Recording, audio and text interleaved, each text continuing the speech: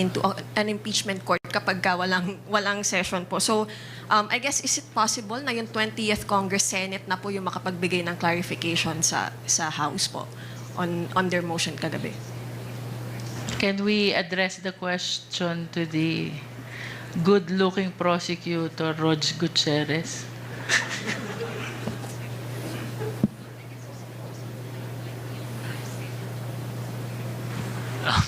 Sorry, just to be clear, can we have a repeat of the question? Just to be very clear. Kailan and paano po magsisik ng clarification yung House prosecution regarding the move by the Senate yesterday? Kasi as the past few months have shown us, hindi po ayaw mag-convene ng Senate as an impeachment court kapag walang session. And so we can expect that until June 30. So is it possible na sa 20th Congress Senate pa po magkaroon ng clarification sa mga tinatanong ng House?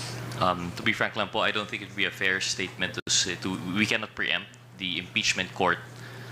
We cannot substitute their decision. We cannot say for sure that they will not convene po, no? So what is very clear for us here in the prosecution panel is that we will be seeking clarification, and it will be addressed not to the Senate but to the impeachment court. Now, the question of whether or not they will convene, I think that only they can answer po, no? And ma'am, tama po ba yung pagkakaintindi ko? You are preparing a motion to be read at the plenary later po? Motion seeking for clarification. And then my second question po, it seems that you and other legal experts agree po na the Senate does not have constitutional power to remand po. So, in your opinion, does the House have the power to reject the remand? Is that a possible pathway for you?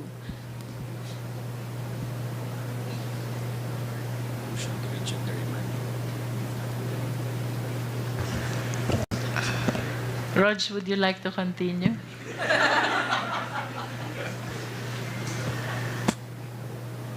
Marami kang fans dito.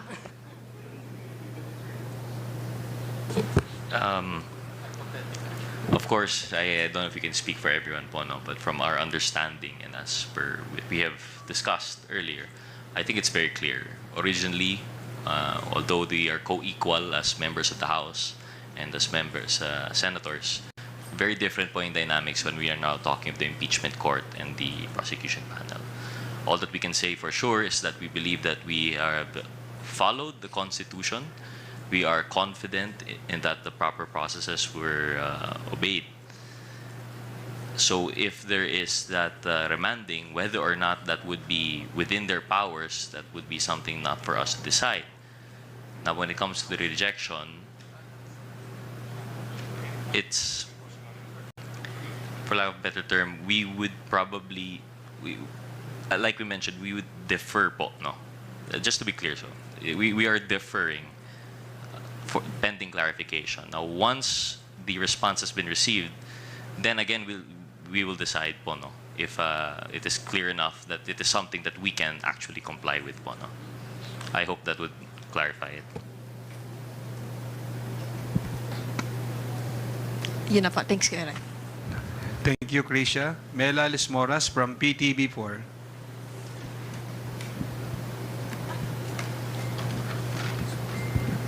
Hi, good afternoon po, Prosex. Sulitin ko na lang po yung pagkakataon since I think this is the first time na medyo marami po tayong humarap dito nga sa isang press conference. For the record, ano-ano po yung articles na assigned sa inyo? Pwede po bang sumagot one by one? And nasa na po yung preparation natin ngayon? Dahil gaano kahalaga na marinig po ito ng ating mga kababayan. Kasi up until now, ang dami na nating naging process dito nga sa impeachment proceedings, pero may mga nagsasabi pa rin na it's all about politics, may mga ganong criticisms. Can you just share ano pong articles and ano na po yung update sa preparation nyo at gaano ito kahalaga na marinig ng taong bayan sa pamamagitan ng impeachment trial? Una po, gusto kong balikan kanina yung tanong, yung tungkol sa can we reject it, di ba? Ngayon, na-return nila sa amin, na-reject. Baka magbula-bula po ito, wala nang patutunguhan. Yun po ang ayaw nating mangyari. Ang importante po dito, ang interes ng taong bayan, ng at saka yung duties and obligations natin. Kung kailangan may mag-bend siguro dito, kami ang prosecutors, sila ang judges. Kailangan, kung compliable, kung pwede namin gawin na hindi makukompromise yung aming strategy, ay siguro baka kailangan namin gawin.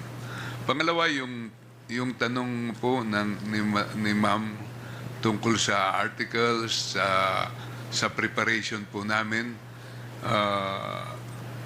Ngayong araw nga po, nakahanda na po kaming mag-present, pero pinigilan lang po namin. Pero ayaw po namin muna magsalita para hindi naman namin mat-telegraph kung anong gagawin namin. Pero nandun nakalabas na po yung articles of impeachment. Sir, ilang percentage na lang po? So, with that po, you're saying 100% na nga kayo sanang prepare. Tama po ba?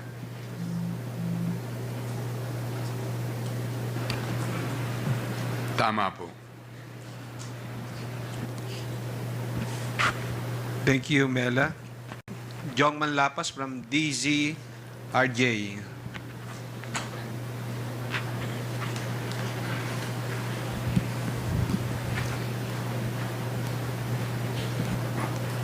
Kay Congressman Chua. Sabi niyo po kanina na unconstitutional, sa saligang batas, wala sa saligang batas yung, unconstitutional yung ginawa ng Senate. Sa palagay po ba ninyo, magkaroon ng constitutional crisis po itong hakbang ng Senate? Siyempre, yun po yung iniiwasan po natin na mangyari yun dahil ang gusto po natin umusad itong impeachment complaint dahil at the end of the day, ito naman po ay ginagawa po natin dahil interesado rin po ang taong bayan na malaman tungkol po dito. So, sa akin pong paniniwala, ito naman po ay mariresolba ng maayos. At ito po ay gagawin po natin hanggat, sabi nga po kanina, kung gaano kahaba ang aming pasensya, hahabaan pa po namin para ma-resolve lamang itong kinakaharap nating impeachment. Sa palagay niyo po ba na mayroong pagmamalabis ang impeachment court nang ibinalik sa inyo kahit na sinasabi nga ninyo na wala sa konstitusyon yung hakbang nila? Kaya nga po magsasubmit po kami ng clarificatory questions para malinawan po kami kung ano po talaga yung kanilang mga ninanais. Sa reaction lang po, sabi po ni Senador De La Rosa na tantamount to dismissal na raw po yung impeachment case nang ibinalik sa inyo. Unang-una po, ang trabaho po ng Senado bilang impeachment court ay to try at hindi po mag-dismiss. So, inaantay po namin ngayon na gampanan po nila ang kanilang constitutional duty. Alas na lang po, sabi ni po Senador De La Rosa, ginabayan siya ng Holy Spirit. Kanina po, nasa misa kayo, dinasalang kayo. Humingi po ba kayo ng gabay sa Holy Spirit din? Ang unang-una, lahat naman po tayo, yun po ang gusto natin, gabayan tayo ng Holy Spirit. Pero ang pinakatamang gabay po dito sa impeachment proceeding ay ang ating saligang batas.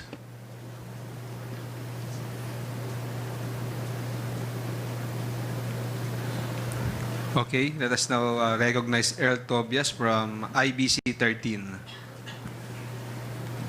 Good afternoon po. To our prosecutors, once and for all po, dapat ngayong araw nakatakdang magpresenta ang prosecution panel ng Articles of Impeachment sa Senado. Ano na pong mangyayari? Pupunta pa po ba ang prosecution panel ngayong gabi? O sabi po ninyo kayo na Prosec Libanan, kayo'y handa na sana pero napigilan. So ibig sabihin po ba hindi ito mangyayari ngayong last session ng Senado?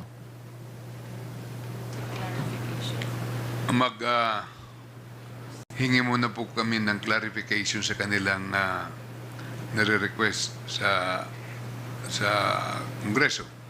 Hindi na po kami muna matutuloy magpunta doon. Ano naman ang gagawin namin? Kasi ang dapat na gagawin namin on their invitation, in-invite tayo nung June 2, tapos ginawa nilang June 11. Nakahanda kami kasi silang nag-imbita. Ngayon, sinasabi nila hindi na matutuloy. So, hindi na kami pupunta roon. Kasi baka lalo lang magkagulo kung anong gagawin namin doon. At marami pa rin naman kaming ginagawa dito sa Kongreso. Ito po yung last day of session namin. Ito pong pagtatapos ng 19th Congress ngayong gabi. Thank you po. Follow-up na lang. Kung Luistro, being that it's a matter again of decision kung kailan yung rescheduling ng presentation of articles of impeachment, and you saying kanina na merong sapat na basihan, constitutional basis na dapat ang 20th Congress ay may clear jurisdiction na with the impeachment trial ni Vice President Sara Duterte. Pero nabanggit din kanina na kapag bola-bola ang proseso, mukhang mahihirapan sa pag-usad. Do you expect pa po ba the narrative of a Senate impeachment court wherein senator judges can move motions back and forth during the trial, or as prosecution panel, sana po hindi ganun yung mangyari?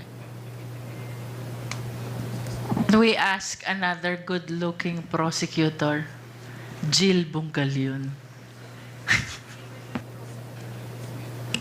Right, thank you. Pwede pa-ulit lang ng tanong. Basically, Prosec, kanina nabanggit po ni Prosec Libanan na kung bola-bola yung proseso, na parang back and forth nga, na kaninong korte ba yung desisyon. Do you expect po ba ay Senate impeachment court whereas ang naratibo ay may magmumove na motion na senator judge between or sa kasagsagan mismo ng trial, and merong mga proseso na atras, merong mga proseso na abante, whereas Prosec panel, sana po ba ay hindi ganun yung mangyari? Well, as a prosecutor, as a member of the prosecution panel, we expect that they will expedite within a reasonable frame yung conduct ng trial. And as much as possible, we want to avoid this kind of motion because it amounts to dilatory, no? Nadidelay lang po yung impeachment. So, we are guided under the Constitution that the Senate shall have the power to try and decide the case. So, malinaw naman dun. We should proceed with the trial, and I guess all the members of the prosecution panel are ready with the trial. Thank you, Earl. It's your turn now. Dwight De Leon from Rappler. Hello po, good afternoon. Yun pong sa request ng Senate, yung sa motion nila, dalawa nga po yun, and you've mentioned already that the second part of the motion cannot be complied with because the House is currently in the 19th Congress. So, do you think that the delay is deliberate, the Senate is deliberately delaying the impeachment trial?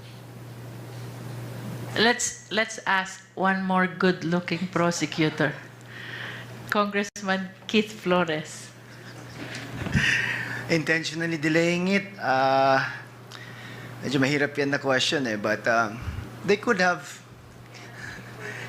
yeah, we cannot speak for them, no? But then again, di ba, paulit-ulit din nilang sinasabi, but Cheese has been saying that they cannot bind the 20th Congress Senate. Yet, in their orders, they're making us comment for the 20th Congress. So, back to them, di ba? Sila na may sabi nun, tapos sila din naglagay sa order nila. And it's very impossible to comply with such an order.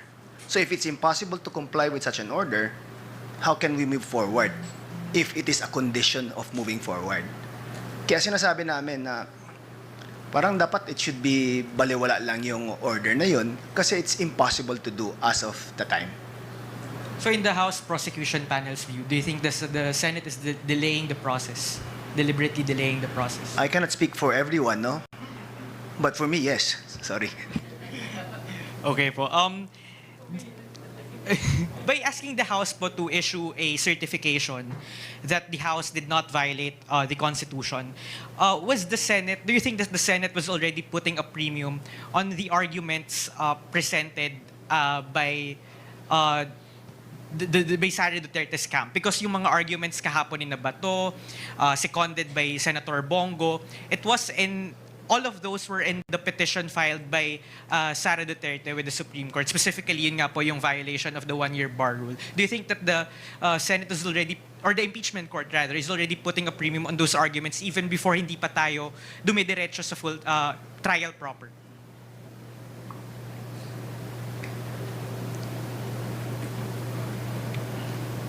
Well, we cannot speak for them, no? But in as far as the prosecution panel is concerned, that is not really an issue because we are certain that we strictly and fully complied with the requirements of the Constitution with respect to the filing of the impeachment complaint, including the 3 prior complaints. Ma'am, another question lang po. Legally or constitutionally po, can the reading of articles of impeachment by the House, yung nakaschedule po sana today, can that be considered moot? Kasi yun po nga po yung sinasabi kagabi ni Senate President Escudero. That is why we're seeking for their clarification, no? Because it is the Senate rules on impeachment itself which provides for the presentation of the articles of impeachment before convening the impeachment court. And that's why we're following it strictly and receiving or seeing a letter which says that it is canceled because it is mooted by the referral of the impeachment complaint to the impeachment court, raises an issue for the prosecution panel. Ano ba ito? That's why we need to be enlightened. At nasabi ko na po kanina, if the impeachment court will issue an order that the presentation of the articles in accordance with their rules is impliedly complied with, we might accede to that. Kaya lang without that order, it is hard to rely on assumption. And sa statement